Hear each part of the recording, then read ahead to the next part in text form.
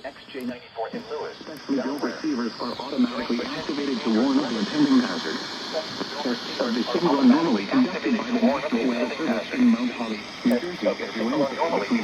the National Weather Service in Mount Holly, New Jersey, every Wednesday between 11 a.m. and noon. If there is a threat of severe weather during the normal test time, the test will be postponed to the next good weather day. Reception of this broadcast, and especially the warning alarm tone, will vary at any given from location. the transmitter can occur even though you are using a good quality receiver in perfect working order. The warning alarm tone will be activated Receiver in perfect working order.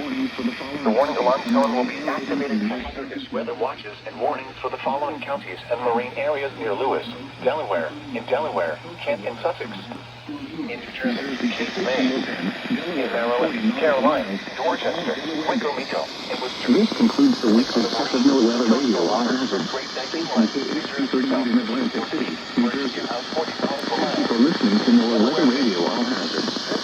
The weekly Passive NOAA Radio All Hazards. Delaware. Thank you for listening to NOAA Weather Radio All Hazards.